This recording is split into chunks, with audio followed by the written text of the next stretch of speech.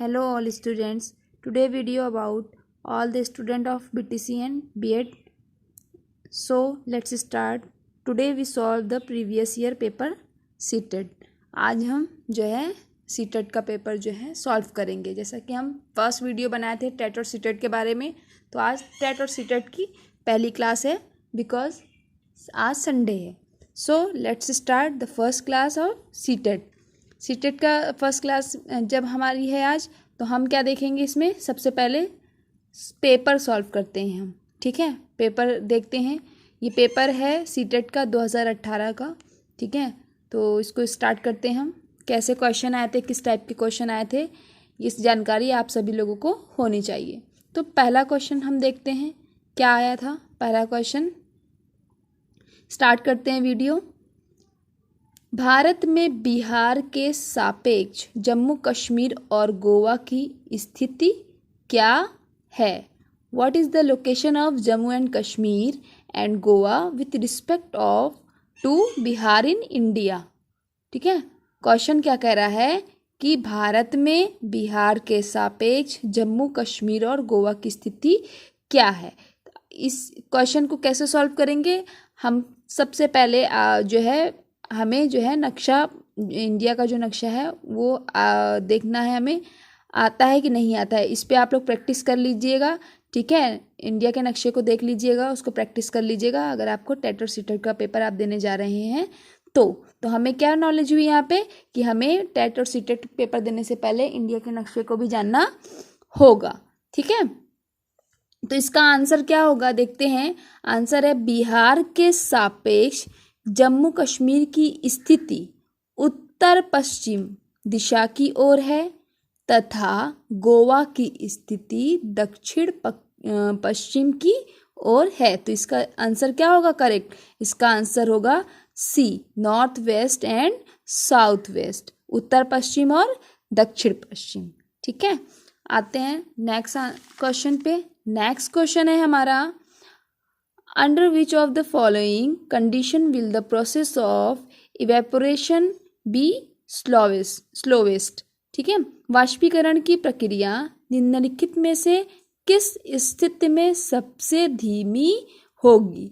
इसका आंसर क्या होगा? इसका आंसर होगा D, both surface area and temperature decrease, सतह क्षेत्र और तापमान दोनों में कमी। इसका आंसर होगा सतह क्षेत्र और तापमान दोनों में कमी। इसका सॉल्यूशन यहाँ पर दिया हुआ है, आप देख सकते हैं। ठीक है, सॉल्यूशन दिया है, देख सकते हैं आप। थर्ड क्वेश्चन पे हम आते हैं। थर्ड क्वेश्चन है हमारा, थर्ड क्वेश्चन क्या कह रहा है कि the ability to understand relative position of places, distances and direction is, स्थानों, दूरियों और दिशाओं की सापेक्ष स्थिति को समझने की क्षमता है। इसकी समझने की क्षमता क्या है पूछ रहा है, तो इसका आंसर होगा सही डी, चित्रण कौशल। ठीक है, दूरियों और दिशाओं की सापेक्ष स्थिति को समझने की क्षमता जो है वो क्या कहलाती है? चित्रण कौशल होगी। ठीक है, नेक्स्ट हम क्वेश्चन देखते हैं, क्वेश्चन नंबर 4। क्वेश्चन नंबर 4 हमारा कह रहा है कि किस राष्ट्रीय पाठ्यचर्या फ्रेमवर्क NCF ने प्राथमिक स्तर पर एकीकृत पाठ्यचर्या क्षेत्र के रूप में पढ़ाए जाने के लिए पर्यावरण अध्ययन की सिफारिश की थी? NCF बहुत इम्पॉर्टेंट है, आपके टेट के पेपर में भी और सीटेट के पेपर में भी NCF से रिलेटेड क्वेश्चन ज़रूर आते हैं, तो इसको आप लोग देख लीजिएगा ज़रूर से। ठीक है, इसका आंसर होगा, राइट आंसर इसका क्या है? D, NCF 1975। ठीक है, नेक्स्ट हम चलते हैं क्वेश्चन नंबर 5 की तरफ। क्वेश्चन नंबर 5 देखते हैं। क्वेश्चन नंबर 5 हमारा कह रहा है कि भारत में किस क्षेत्र में स्थानांतरित खेती करने का रिवाज है? क्वेश्चन पूछ रहा है हमारा, भारत में किस क्षेत्र में स्थानांतरित खेती करने का रिवाज है? इसका सही आंसर है ए, उत्तर पूर्वी क्षेत्र में। ठीक है, नेक्स्ट क्वेश्चन हम देखते हैं। नेक्स्ट क्वेश्चन हमारा कह रहा है which one of the following statements is not true for hydro power generated from river dams. नदी बांधों से उत्पन्न जल विद्युत के लिए निम्नलिखित में से कौन सा कथन सत्य नहीं है। सारे स्टेटमेंट को हमें पढ़ना होगा।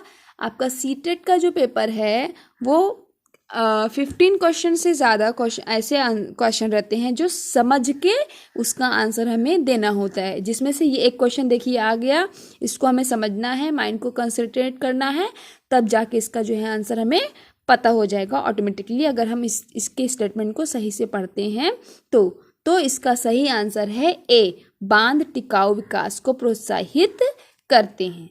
ठीक है, नेक्स्ट बढ़ते हैं हम नेक्स्ट क्वेश्चन की तरफ। नेक्स्ट क्वेश्चन है हमारा question number 7, which of the following is are green house gases. देखिए ग्रीन हाउस गैसेस भी बहुत इंपॉर्टेंट है। टेट और सीटेट के पेपर में आपको एक ना एक क्वेश्चन ग्रीन हाउस गैस से रहेगा ही रहेगा, इसको आप लोग देख लीजिएगा। तो इसमें कह रहा है कार्बन डाइऑक्साइड, मीथेन, जलवाष्प, उपर्युक्त सभी। तो जाहिर सी बात है ग्रीन हाउस गैस अगर आप पढ़े हैं तो आप तुरंत इसका क्वेश्चन जो है पुटअप कर लेंगे, है ना। ग्रीन हाउस गैस के बारे में आप सबको पता होगा, नहीं पता है तो देखिए पढ़ लीजिए। पृथ्वी के वायुमंडल में उपस्थित प्रमुख ग्रीन हाउस गैसें हैं कार्बन डाइऑक्साइड, जलवाष्प, methane, chlorofluorocarbon, nitrous oxide, ozone आदि। तो इसमें जो है कार्बन डाइऑक्साइड भी आ रहा है, मीथेन भी आ रहा है हमारा, और जलवाष्प भी आ रहा है। तो इसमें क्या हो जाएगा, उपर्युक्त सभी। क्वेश्चन नंबर 8 की तरफ हम बढ़ते हैं। क्वेश्चन नंबर 8 हमारा है, देखिए question number 8, Why are cold deserts in India not affected by the monsoon? Bharat में ठंडे रेगिस्तान मानसून से प्रभावित क्यों नहीं होते हैं? तो इसका आंसर है, इसको अगर हम पढ़े हैं थोड़ा सा ज्योग्राफी वगैरह तो हम इसका आंसर तुरंत जो है पुटअप कर लेंगे। आंसर नंबर इसका बी राइट आंसर होगा। ठीक है, आंसर नंबर बी इसका है, ठंडे रेगिस्तान हिमालय की वृष्ट छाया में होते हैं। भारत में ठंडे रेगिस्तान जो है वो मानसून से प्रभावित क्यों नहीं होते हैं, क्योंकि वह ठंडे रेगिस्तान हिमालय की वृष्टि छाया में होते हैं। नेक्स्ट हम देखते हैं क्वेश्चन नंबर 9। क्वेश्चन नंबर 9 देखते हैं हम। क्वेश्चन नंबर 9 कह रहा है हमारा, which one of the following is responsible for turning Taj Mahal yellow. Taj Mahal के पीले होने के लिए निम्नलिखित में से कौन सा जिम्मेदार है, कौन सी गैस। ये भी बहुत ज़्यादा इम्पॉर्टेंट है, इसको ज़रूर देखिएगा अगर आप टेट सीटेट का पेपर देने जा रहे हैं तो ये आप जान लीजिए आज इसका आंसर। इसको एक बार हम पढ़ लेते हैं। इसका आंसर, ताजमहल के आसपास स्थित रबर, ऑटोमोबाइल, केमिकल फैक्ट्रियों जैसे मथुरा ऑयल रिफाइनरी आदि के कारण वातावरण में विषैली गैस सल्फर डाइऑक्साइड की अधिकता हो जाती है। वर्षा होने पर यह गैस जल के साथ मिलकर अम्लीय वर्षा के रूप में धरती पर गिरती है, जिसके कारण ताजमहल का रंग पीला हो जा रहा है। तो कौन सी गैस होगी इसमें, सल्फर डाइऑक्साइड। ध्यान रखिएगा, ठीक है, इस क्वेश्चन को जरूर पढ़ के जाइएगा। नेक्स्ट हमारा क्वेश्चन नंबर 10 है, who build the Golconda fort. ये क्वेश्चन आपका है, गोलकोंडा किला किसने बनवाया था। तो काकतीय राजवंश ने, काकतीय राजवंश जो है उन्होंने गोलकोंडा फोर्ट किला बनवाया था।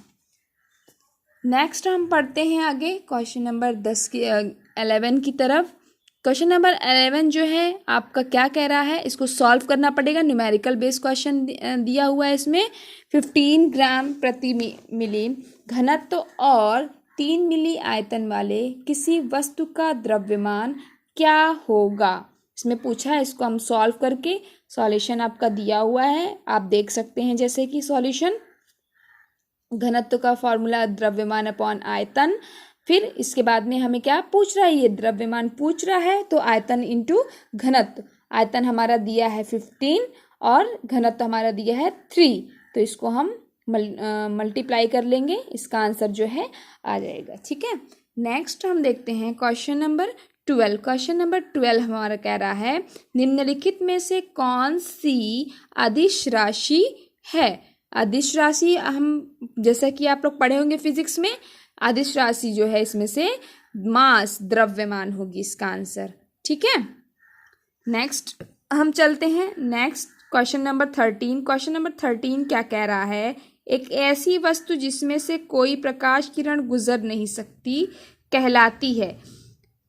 कोई एक ऐसी वस्तु है जिसमें से प्रकाश किरण गुजर नहीं पा रही है, तो वो क्या कहलाएगी, वो क्या कहलाती है, अपारदर्शी, जो दिखाई नहीं देता, अपारदर्शी। ठीक है, नेक्स्ट क्वेश्चन नंबर, इसका सॉल्यूशन यहाँ दिया हुआ है, इसका आंसर एक बार पढ़ लीजिएगा। क्वेश्चन नंबर 14 हमारा है पृथ्वी की सतह पर किसी वस्तु का भार क्या होगा जिसका द्रव्यमान चंद्रमा की सतह पर 10 kg है। इसका न्यूमेरिकल बेस आपका क्वेश्चन है, इसका आंसर आपका होगा 98.1। देख लीजिए आपका आंसर है, आंसर आपका दिया हुआ है यहाँ पर। क्वेश्चन नंबर 14 का आंसर है आपका, देख लीजिए। ठीक, ये जो क्वेश्चन था इसमें प्रॉब्लम थी, क्या प्रॉब्लम थी, ये चारों जो है इसके आंसर जो है नहीं थे, ये चारों आंसर नहीं आ रहे थे।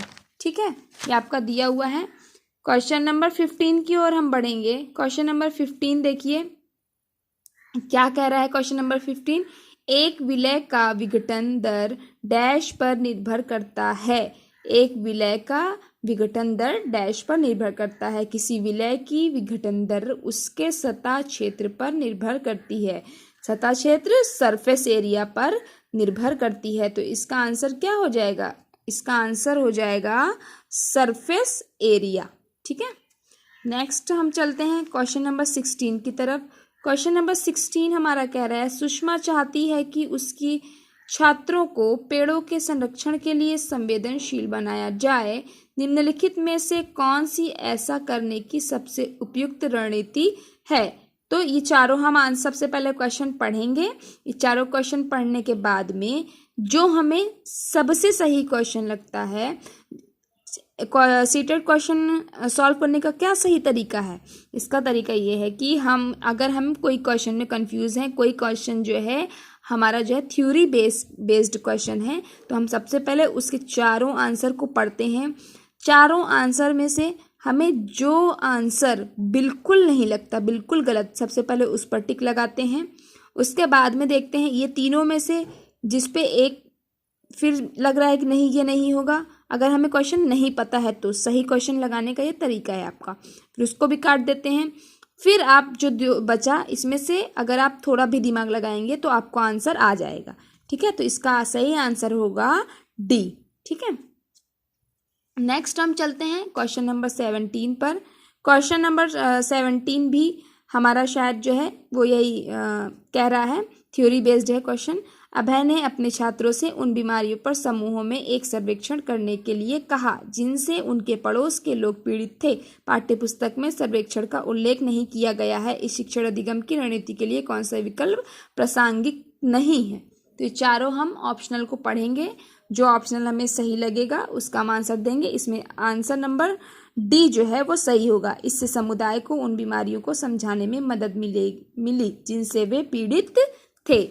क्वेश्चन नंबर 18 की तरफ हम चलते हैं। क्वेश्चन नंबर 18 भी हमारा जो है कह रहा है थ्योरी बेस्ड है। आपातकालीन परिस्थितियों के बारे में बात करने के लिए प्रिया ने बच्चों के अनुभव पूछे। जब उन्हें कभी आपात स्थिति का सामना करना पड़ा, बच्चों ने आग, बिजली के झटके और सड़क दुर्घटनाओं के साथ अपने अनुभव सुनाए। उन्होंने प्रश्न पूछे, उनकी मौजूदा समझ का आकलन किया और समाचार पत्रों से सड़क सुरक्षा विज्ञापनों जैसे संसाधनों का उपयोग करके सुरक्षा पहलुओं पर चर्चा की और क्रमशः आगे और बिजली के झटके पर सुरक्षा दिशा निर्देशों पर चर्चा लिए एलपीजी और इलेक्ट्रिक बिल का इस्तेमाल किया।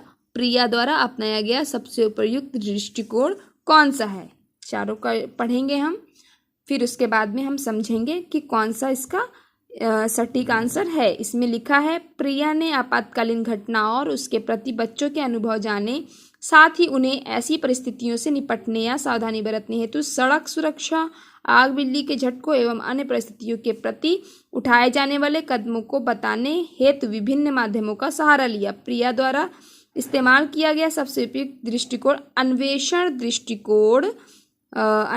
दृष्टिकोण है। कौन सा इसमें सही है answer? C. Answer C, inquiry approach. ठीक है, नेक्स्ट क्वेश्चन पे हम चलते हैं। Question number 19। क्वेश्चन नंबर 19 हमारा क्या कह रहा है कि समुदाय एक महत्वपूर्ण शिक्षा और अधिगम संसाधन है, क्योंकि देखिए अब इसमें कम्युनिटी की बात आ गई है।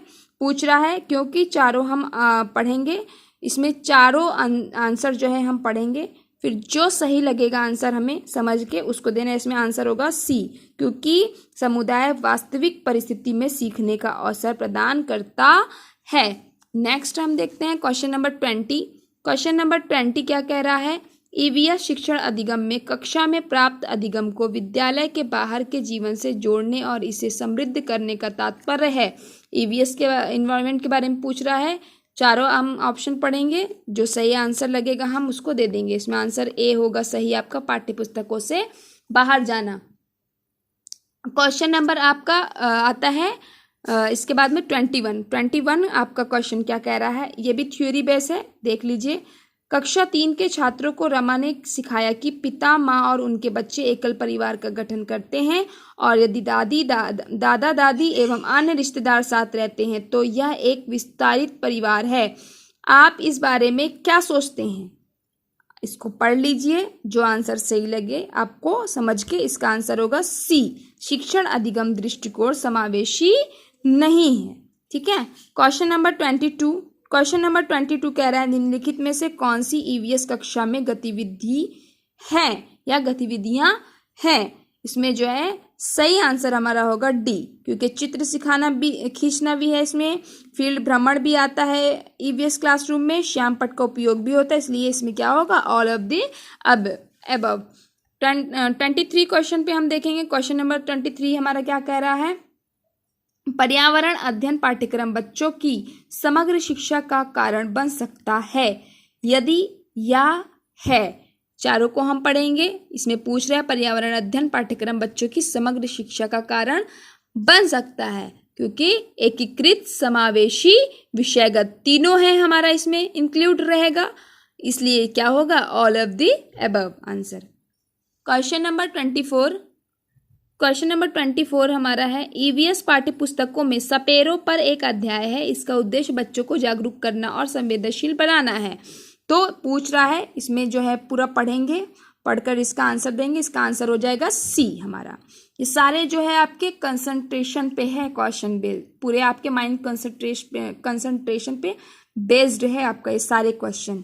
ठीक है, इसके बाद में आपका क्वेश्चन नंबर 25 आता है विद्यालय में मिड डे मील के समय के लिए कौन सा सबसे प्रासंगिक है? विद्यालय में मिड डे मील के समय के लिए कौन सा सबसे प्रासंगिक है? मिड डे मील जानते होंगे आप लोग, शिक्षण अधिगम के साथ इसका कोई लेना देना नहीं है, ये होगा। फिर इसके बाद में ऐसे क्वेश्चन हम सॉल्व करते हैं, पढ़ते चलते हैं, एक एक आंसर जो है। यह ईवीएस शिक्षण अधिगम के लिए एक अच्छा शिक्षण अधिगम का अवसर है। कुछ सही लग रहा है ये। नेक्स्ट हम देखते हैं, इसमें हमारा सी क्या कह रहा है? यह उन बच्चों के लिए है जो विद्यालय में खाली पेट आते हैं, ये तो बिल्कुल नहीं होगा। नेक्स्ट हमारा कह रहा है यह शिक्षण अधिगम के बहुत ही मूल्यवान समय को बर्बाद करता है, ये भी बिल्कुल नहीं होगा। तो इसका आंसर जो हमें जो लग रहा था कुछ सही है, ये आंसर नंबर बी जो है हमारा वो सही हो जाएगा। Answer number B, answer number B आपका सही आंसर होगा। नेक्स्ट चलते हैं हम। क्वेश्चन नंबर 26 कह रहा है कि पर्यावरण अध्ययन के संदर्भ में बोझ के बिना सीखना क्या बताता है? इसमें बोझ के बिना सीखना क्या बताता है? पूरा पढ़ेंगे ऐसे ही जैसे हमने पिछला क्वेश्चन सॉल्व किया, एक एक चीज पढ़ के इसका सी आंसर जो है सही हो जाएगा। अबोध का भार कम करने की जरूरत है। नेक्स्ट 27 क्वेश्चन, ईवीएस कक्षा में समूह में सीखने का क्या उद्देश्य है? समूह में सीखने का ऐसी एक एक पढ़ेंगे, लड़के और लड़कियां अलग अलग सीख सकते हैं, ये तो नहीं होगा। इसके बाद में क्या होगा हमारा? कम और उच्च प्रदर्शन करने वाले छात्रों को अलग करना और उपचारात्मक शिक्षण देना, बिल्कुल नहीं, हमारे इसमें शिक्षा में ये नहीं कहा जाता है। पार्शलिटी करना या फिर बच्चों को जो है नीचा दिखाना, ठीक है। तो इसका आंसर होगा हमारा सी सही, ठीक है। सी आंसर सही होगा हमारा। सहयोग के मूल्यों को लागू करने और एक साथ काम करने के लिए प्रत्येक बच्चों को सक्रिय रूप से भाग लेने और सीखने में सक्षम बनाना। क्वेश्चन नंबर हमारा 28 कह रहा है बाला का पूरा नाम क्या है। वेरी इंपॉर्टेंट क्वेश्चन है, इसको जरूर देख कर जाइएगा, जरूर से जरूर इसको पढ़ के जाइएगा। इसका आपका आंसर नंबर सी सही होगा। फुल फॉर्म इसका क्या है, building as a learning aid, ठीक है। क्वेश्चन नंबर 9 हमारा कह रहा है कि वैकल्पिक ढांचे का क्या अर्थ है। वैकल्पिक ढांचे का अर्थ जो है विचार जो अवधारणाओं को के औपचारिक रूप से स्वीकृत स्पष्टीकरण से अलग है। लास्ट क्वेश्चन हमारा क्वेश्चन नंबर 30 क्वेश्चन नंबर क्या कह रहा है हमारा, महिलाएं पुरुषों की तुलना में कमजोर हैं।